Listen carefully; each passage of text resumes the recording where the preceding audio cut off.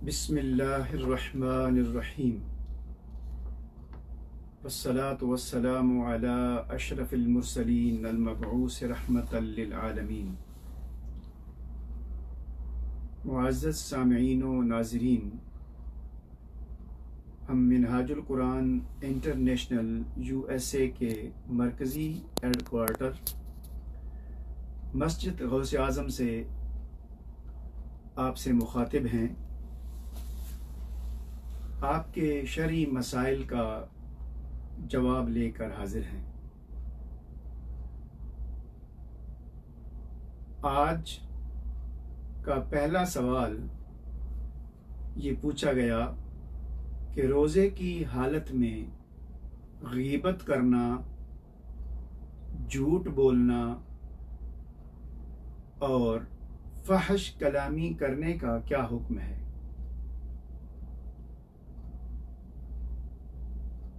मुअज़्ज़ज़ सामीईन, गीबत, झूठ और फहश कलामी उमूमी तौर पर अल्लाह करीम ने नापसंद फरमाया है और इससे मना फरमाया है। सूरह अल हुजुरात की आयत नंबर 12 में इरशाद बारी ताला है, वला यग़्तब बअदुकुम बअदा अयुहिब्बु अहदुकुम अन याकुल लहम अखीहि मैतन फकरिहतुमूह। इरशाद बारी ताला है, और न पीठ पीछे एक दूसरे की बुराई किया करो। क्या तुम में से कोई शख्स पसंद करेगा कि वो अपने मुर्दा भाई का गोश्त खाए, सो तुम इससे नफरत करते हो। इस आयत करीमा में उमूमी तौर पर अल्लाह करीम ने गीबत को नापसंद फरमाया है और गीबत करने से मना फरमाया है। तो गोया मालूम ये हुआ कि आम हालात में भी गीबत करना, झूठ बोलना और बद कलामी करना सही नहीं है।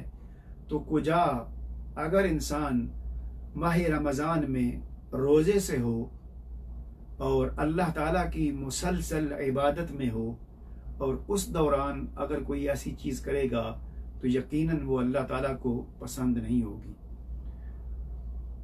क्योंकि इसकी वजह से रोज़े में कराहत आती है।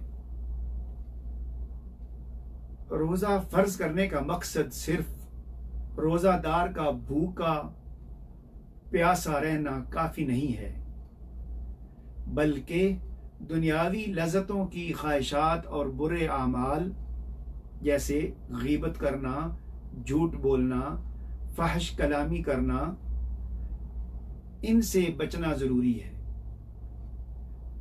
जैसा कि आका करीम का फरमाने मुबारक है, आपने इरशाद फरमाया कि अगर कोई शख्स रोज़ा रख कर झूठ बोलना और उस पर अमल करना नहीं छोड़ता तो अल्लाह ताला को उसकी कोई ज़रूरत नहीं कि वो अपना खाना पीना छोड़ दे। इस हदीस को इमाम बुखारी ने रिवायत किया है। इसी तरह एक और दूसरी हदीस मुबारक है, हज़रत अनस रज़ी अल्लाह ताला अन्हु से मरवी है, जो कि कुरान करीम की जो मैंने आयत करीमा पढ़ी जिसका तर्जमा किया उसके मफ़हूम की तायीद है। हज़रत अनस रज़ी अल्लाह ताला अन्हु से मरवी है कि हुज़ूर नबी अकरम सल्लल्लाहु अलैहि वसल्लम ने लोगों को ये हुक्म दिया कि वो एक दिन रोज़ा रखें और जब तक मैं इजाज़त न दूँ उस वक़्त तक कोई रोज़ा इफ्तार न करे। लोगों ने रोज़ा रख लिया।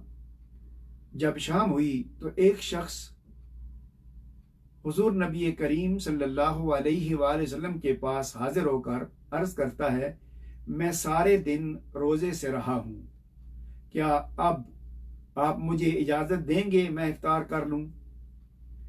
आपने उसको इफ्तार की इजाज़त अता फरमाई।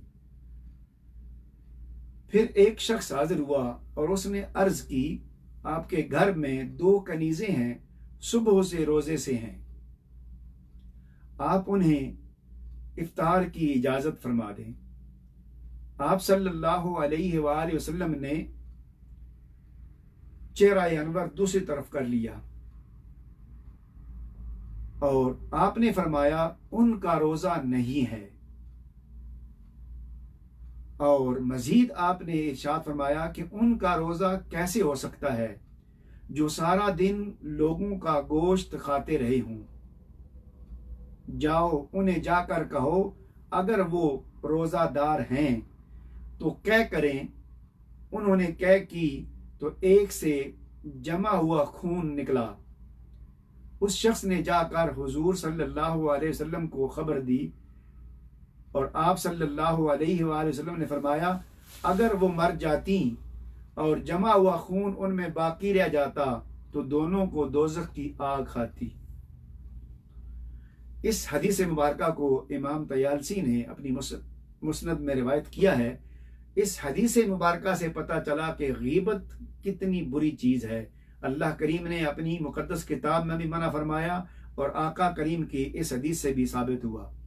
इसी तरह हज़रत अबू हुरैरा रज़ियल्लाहु ताला अन्हु से मरवी है कि हुज़ूर नबी अकरम सल्लल्लाहु अलैहि वसल्लम ने फरमाया इब्ने आदम का रोज़े के सिवा हर अमल अपने लिए है, रोज़ा बिलखुसूस मेरे लिए, यानी अल्लाह ताला फरमा रहा है कि रोज़ा मेरे लिए है, इसकी जज़ा मैं ही दूंगा और रोज़ा ढाल है।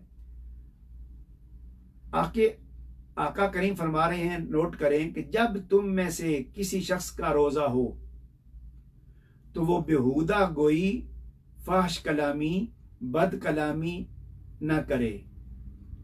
अगर कोई शख्स उसे गाली दे या उससे झगड़ा करे तो वो कह दे कि मैं रोज़ादार हूँ। इस हदीस को इमाम बुखारी अलैहिर्रहमा ने रिवायत किया है। तो गोया आयत करीमा और बयान करदा अहादीस मुबारका से मालूम हुआ कि रोज़ा की हालत में झूठ बोलना, गीबत करना और फहश कलामी करना मना है। इन बुरे उमूर से इसलिए मना किया गया कि इनसे रोज़ा रखने का मकसद ख़त्म हो जाता है और रोज़ादार रोज़ा के बरक़ात और समरात से महरूम रहता है। तो अल्लाह ताला हमें रोज़े की हालत में ही नहीं बल्कि हर हाल में हमें गीबत और झूठ से और फहश कलामी से महफूज रखे। और जो लोग रोज़ा रख रहे हैं अल्लाह ताला रोज़े की बरकत से उनको हमेशा के लिए गीबत करने और झूठ बोलने से और बद कलामी से महफूज रखे। अल्लाह ताला हमारा अखलाक अच्छा करे। हम अगर कोई बात कहें तो वो अच्छी कहें। अल्लाह ताला हमें बुरी बात कहने से भी महफूज रखे और बुरी बात सुनने से भी महफूज रखे। मुअज़्ज़िज़ सामीन, आज का दूसरा सवाल जो है वो एक साइल ने पूछा है कि ये अल्लाह ताला का फजल है कि जिस तरह लड़के नौजवान कुरान करीम हिफ्ज़ करते हैं इसी तरह हमारी बहनें और बेटियां भी कुरान करीम हिफ्ज़ करती हैं। तो जब माह रमज़ान आता है उसमें हमारे बेटे, हमारे भाई माह रमज़ान में कुरान करीम नमाज तरावीह में सुनाते हैं और पूरा दिन पढ़ते रहते हैं। और नमाज तरावीह में कुरान करीम पढ़ना सुन्नत है। साहिल ने पूछा कि क्या कोई हाफिजा अपनी दूसरी जो उसकी सहेलियां हाफिजा हैं या हाफिजा नहीं हैं उनको जमा करके उनको नमाज तरावीह पढ़ा सकती है? सवाल ये है। इसको हम यूं ले लेते हैं कि फ़िक़ह की इस्तिलाह में क्या औरत की इमामत औरतों के लिए जायज़ है या क्या औरत औरतों की इमामत करा सकती है? तो इससे जो पूछा गया सवाल है उसका जवाब भी हमें मिल जाएगा। तो इस सिलसिले में मुअज़्ज़िज़ सामीन और नाज़रीन, गुजारिश ये है कि औरतें औरतों की और नाबालिग बच्चों की इमामत करा सकते हैं, इसको फुकहा ने तसरीहन बयान किया है। इमाम अबू दाऊद ने सुनन अबू दाऊद में एक पूरा बाब कायम किया है, इमामतुन निसा। मैं ये तफसील इसलिए दे रहा हूँ कि इसके बरक्स भी गुफ्तगू है माफ़ कीजिएगा, गुफ्तगू भी है और कलाम भी है।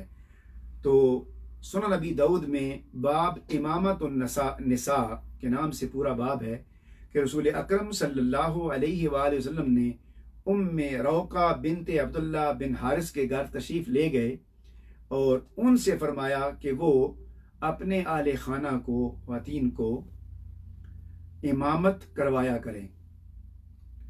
चुनाचे कोई शख्स उनके लिए आज़ान कहता और वो अपने आले खाना की ख़वातीन को अपने घर वालों की इमामत करवाती थी।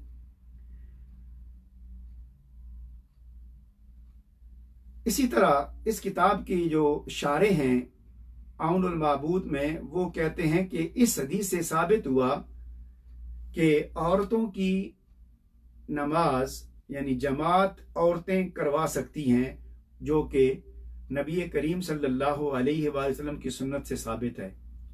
इसी तरह एक और हदीस मुबारका हज़रत आयशा सिद्दीक़ा रज़ियल्लाहु ताला अन्हा के हवाले से है कि आप भी ख़वातीन को फ़राइज़ और नमाज तरावीह पढ़ाती थीं। अन आयशा अन्नहा कानत अम्मतिन निसा फतकूमु मिनहुन्ना फिस्सफ। इस हदीस को हज़रत अबू बकर बिन शाइबा ने अपनी किताब में बयान किया है हज़रत सैयदना अता से। इस हदीस का तर्जमा ये है, सैयदा आयशा सिद्दीक़ा रज़ियल्लाहु ताला अन्हा औरतों की इमामत कराती थीं और उनके साथ ही सफ़ में खड़े होती थीं। यानी औरतों की इमामत में जो इमाम खातून है वो औरतों के दरमियान ही सफ़ में खड़ी होती है। हज़रत उम्मे सलमा रज़ियल्लाहु ताला अन्हा के भी इस हदीस के बारे में ये अल्फाज हैं। आप फरमाती हैं, इन्नहा अम्मतिन निसा फ़क़ामत वस्ताहुन्ना। उन्होंने औरतों की इमामत कराई और उनके वसत में खड़ी होती थी। इन हदीस मुबारका से मालूम हुआ कि औरतों की इमामत औरतें करवा सकती हैं, लेकिन उसका तरीका जो है वो मुख्तलिफ है। वो ये है, चूँकि मर्द जब मर्दों की इमामत करवाता है तो वो मर्दों के आगे होता है और मर्द उसके पीछे होते हैं। लेकिन औरतों की इमामत का तरीका ये है कि अगर कोई खातून, कोई बहन, कोई बेटी जो हाफिज़ा है, वो अपने कुरान करीम के लिए, उसको सुनाने के लिए नमाज पढ़ाती है तो वो पढ़ा सकती है, लेकिन वो क्या अपनी सहेलियों, अपनी साथी औरतों के दरमियान में खड़ी होकर पढ़े और मुकम्मल तहारत और पाकीज़गी के साथ। एक चीज़ ये कि वो औरतों के दरमियान में खड़ी हो। दूसरी इस सिलसिले में अहम बात यह है, चूँकि औरत की आवाज़ भी पर्दा है, इसको ऊंचा करने से, गैर महरम को सुनाने और सुनने से अल्लाह करीम ने मना किया है। लिहाजा जिन अहबाब ने इसके बरअक्स बात की है, उसका एक सबब यह है कि औरतें अगर तिलावत करेंगी, कलाम पाक पढ़ेंगी, तो ऐन मुमकिन है कि उसकी आवाज़ दूसरी जगह जाएगी। चुनाचे हमारी जो बेटियां, जो बहनें हाफिजात हैं, वो अगर ये नवाज़ तरावीह अदा करना चाहती हैं या फ़राइज़ अपने अकेले में घर में पढ़ना चाहती हैं, तो इस बात का ख्याल रखें कि शरीयत ने जहरी नमाज़ों में, यानी जिन में ऊंची आवाज़ में पढ़ा जाता है, उनमें भी वो ऊंची आवाज़ में तिलावत करें, और जो सिरी नमाजें हैं यानी आहिस्ता अंदाज में तिलावत की जाती है, उनमें आहिस्ता पढ़ें। हाँ, जहरी नमाजों में वो इस बात का ख्याल रखें कि उनकी आवाज़ कोई गैर महरम न सुने। और कोशिश करें कि जहाँ पर गैर महरम का आना जाना नहीं है, आमदो रफ्त नहीं हो सकती, वहाँ पर अगर वो चाहती हैं तो इसका एहतमाम करें और बेशक नमाज तरावीह पढ़ें और फ़राइज़ पढ़ें और नवाफिल पढ़ें। कोई ऐसी बात नहीं है, औरतें औरतों की इमामत करा सकती हैं। अल्लाह ताला हमारी माओं और बहनों को अच्छे तरीके से कुरान करीम को पढ़ने की, उसको सुनने की तौफीक अता फरमाए। चूँकि ये माह रमज़ान मुबारक में हर बंदा है कुरान करीम की तिलावत करता है, इसको पढ़ता है। हमने कल भी बयान किया था कि इसकी बहुत बड़ी फजीलत है। लिहाजा हमारी जो बेटियां, जो बहनें हाफिजात हैं, वो मुकम्मल तहारत और पाकीज़गी के साथ और इस बात का ख्याल करते हुए कि कोई गैर महरम उनकी आवाज़ ना सुने, वो औरतों के दरमियान सफ में खड़ी होकर इमामत करा सकती हैं। आज का तीसरा सवाल, इस पर भी हमने गुफ्तगू की थी, लेकिन उस साथी ने 2-3 बार फिर क्लियर करने के लिए कहा है कि सहरी और अफ्तारी का जो वक्त है उसके बारे में, ख़ास तौर पर सहरी के हवाले से। मुअज़्ज़ज़ सामीईन, सहरी और अफ्तारी का वक्त जो है वो बिल्कुल मारूफ है कि जो ही सुबह सादिक तुलू होती है, सहरी का वक्त ख़त्म हो जाता है और आधी रात के बाद शुरू होता है। सुबह सादिक से मुराद ये है कि आजकल चूंकि कैलेंडर बने हुए हैं, एक एक मिनट सबको इल्म है, जो ही नमाज का आगाज होता है, नमाज का वक्त दाखिल होता है, तो सहरी का वक्त ख़त्म हो जाता है। यानी अगर किसी शख्स ने सहरी करनी है और वो लेट है तो वो नमाज के वक्त दाखिल होने तक सहरी कर सकता है। उस साइल ने पूछा कि आज़ान तक, चूंकि आज़ान ऐसा भी हो सकता है कि मुअज्जिन चंद मिनट लेट हो जाए और सहरी का वक्त दाखिल हो चुका हो। हाँ, जो लोग पाबंदी करते हैं कि अब सहरी का टाइम हो चुका है और सहरी कर लें और अब सहरी का टाइम ख़त्म हो गया है, तो वो आज़ान कह देते हैं, वो आज़ान ठीक है, उससे पहले पहले खा लेना चाहिए। जो बात एहतियातन किसी ने कही है कि 10 मिनट पहले सहरी कर लेनी चाहिए, वो चूँकि इबादात हैं, तो मैं साइल से गुजारिश करूँगा कि फ़ुक़हा ने, उलमा ने इबादात में एहतियात का ख्याल रखा है। चूँकि ये इबादत है, रोज़े का वक्त शुरू होता है, ये सारे हमारे अपने अंदाजे हैं और काफ़ी हद तक ये ठीक हैं, लेकिन जिन्होंने ये कहा है एहतियातन 5-10 मिनट पहले आप सहरी ख़त्म कर लें, और उसकी भी तायीद है। हज़रत अनस रदी अल्लाह ताला अन्हु से मरवी है कि आपसे पूछा गया कि हुजूर नबी करीम सल्लल्लाहु अलैहि वसल्लम सहरी फरमाते थे तो उसके बाद कितनी देर बाद आज़ान होती थी। तो हज़रत अनस रदी अल्लाह ताला अन्हु ने बयान फरमाया कि हुजूर नबी करीम सल्लल्लाहु अलैहि वसल्लम की सहरी और आज़ान के दरमियान गोया कि जिस तरह इंसान 50 आयात मुबारका हैं कुरान करीम की वो पढ़ सकता है, इतने टाइम का बीच में फ़र्क होता था। चुनाचे एहतियातन 10 मिनट पहले सहरी करने में कोई हर्ज नहीं है, लेकिन जब वक्त शुरू होता है उस वक्त तक सहरी ज़रूरतन खाई जा सकती है। अल्लाह ताला हमें इस पर अमल करने की तौफीक अता फरमाए। मुअज़्ज़ज़ सामीईन, आज के सवाल यही थे। अब मेरे साथ मिल के मुख्तसरन हम चूँकि रोज़े से थे, अल्लाह से इस मुक़द्दस वक्त में, मुबारक वक्त में दुआ करते हैं। अल्लाहुम्मा सल्लि अला सय्यिदिना व मौलाना मुहम्मदिन व अला आलि सय्यिदिना व असहाबि सय्यिदिना व मौलाना मुहम्मदिन व बारिक व सल्लिम।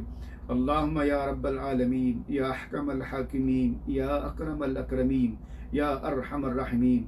हमने तेरे फरमान के मुताबिक और तेरे हबीब की इत्तिबा में रोज़ा रखा और तेरी रज़ा और खुशनुदी के लिए रोज़ा रखा। मौला करीम, हमारा रोज़ा रखना अपनी बारगाह में कबूल फरमा। अब हम तेरे ही अता करदा रिज़्क़ से तेरे फरमान के मुताबिक और तेरे नबी की इत्तिबा में ही इफ्तार करेंगे। मौला करीम, रोज़ा रखने के सदक़े से, इन नेक अमाल के सदक़े से हम सब के सगीरा कबीरा गुनाह माफ़ फरमा। मौला करीम हम सब को इस रोज़े की बरकतों से नवाज, हम सब को सेहत व आफ़ियत वाली अच्छी ज़िंदगी अता फरमा, हम सब को मौला करीम नेक बना। मौला करीम हम सब को गीबत से, झूठ से, फाश कलामी से, बद कलामी से महफूज रख। मौला करीम माह रमज़ान में बतौर ख़ास और आम हालात में भी मौला करीम हमें इन बुराइयों से महफूज रख। इसी तरह मौला करीम हमें माह रमज़ान में कसरत से कुरान करीम की तिलावत करने की तौफीक अता फरमा, कुरान करीम की बरक़ात अता फरमा, कुरान करीम के नूर से मौला करीम हमारे सीनों को मुनव्वर। अल्लाहुम्मा अजअल अल कुरान रबिया कुलूबिना व शिफा सुदूरिना, अल्लाहुम्मा लका सुमना व बिका आमन्ना व अलैका तवक्कलना व अला रिज़्क़िका अफ़्तरना व तक़ब्बल मिन्ना सालिह अमालना या रब्बल आलमीन।